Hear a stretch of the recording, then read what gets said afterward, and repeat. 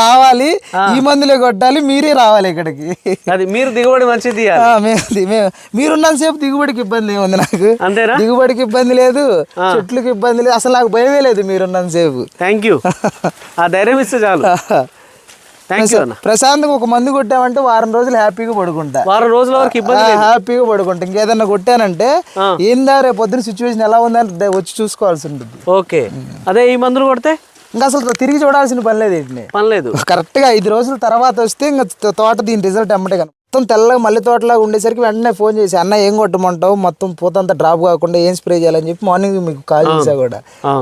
చేస్తే మీరు కొంచెం బిజీగా ఉండి ఫోన్ ఎత్తలే, తర్వాత మళ్ళీ ఫోన్ చేశారు. ఇంకా డైరెక్ట్ గా ఇంకా రానే వచ్చారు నా దగ్గరికి మధ్యాహ్నానికి. అది సో రైతు వచ్చేసి ఫస్ట్ నుంచి ఫాలో అవుతా ఉన్నాడు. లాస్ట్ ఇయర్ ఎంత దిగుబడి తీసావు? లాస్ట్ ఇయర్ వచ్చేసి అది ఎకరా 80 సెంట్లు, అది 65 క్వింటాలు తీసాము. అంతకు ముందు ఇయర్ అయితేనేమో ఎకరా 42 క్వింటాలు కడిగి. ఎకరా 42 క్వింటాలు. అప్పుడు వచ్చేసి మిరప పంట ఇక్కడ ఉంది, పిచ్చి కాపు ఉంది. పిచ్చి కాపు ఎలా సెట్ అయింది అనేది వీడియో కూడా ఉంది ఇప్పటిదాకా రైతు దగ్గర. కావాలంటే వీడియో పెట్టామన్నా పెడతా. వీడియో ఉంది కదా. 3 స్టెప్పులు కాసింది, కింద అంతా మగ్గినకాయ, మధ్యలో పచ్చికాయ, మళ్ళీ పైన పూత పిండి, మొత్తం దారాలు. అవును, 3 స్టెప్పులు కాసింది. సో ఇప్పటికి కూడా చాలా బ్రహ్మాండంగా కాపు సెట్ అయింది. చూపి ఒకసారి అయితే కాపు సెట్ అయింది. ఇవన్నీ ఒకదానికి ఒకటి అల్లుకుపోయి ఉన్నాయి. మరి ట్రాజెంటా చెప్పొచ్చా ఫార్మర్స్ కి? కొట్టుకోవచ్చు, ప్రతి ఒక్క రైతు కొట్టుకోవచ్చు. Last year Alexa 5G start చేసింది నీతోనే. నాతోనే శాంపిల్ పంపించావు, ఎలా ఉంటుందో చూడని చెప్పి ఒక 2 గన్నులు స్ప్రే చేయమని చెప్పారు. ఒక పక్క చేసింది, ఒక పక్క చేయింది. అది కూడా వీడియో ఉంది దాంట్లో, యూట్యూబ్ లో వీడియో ఉంది. అది స్ప్రే చేసిన వైపు ఒక రకంగా ఎలా ఉంది, తర్వాత ఒక రకంగా ఎలా ఉంది చూసాము. వెంటనే ఇంకా మొత్తానికి కొట్టేసాము ఆ రోజే.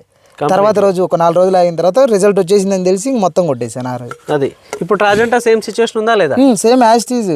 కాకపోతే పూతల నల్లి ఈ సంవత్సరం అధికంగా బాగా ఎక్కువగా వచ్చింది, దాన్ని కూడా కంట్రోల్ చేసింది. నేను ఎలా చేయాలా ఈ సంవత్సరం మిరప తోటని కాపాడుకుంటే కష్టం అనుకున్న సిచ్యువేషన్ లో ఉంది.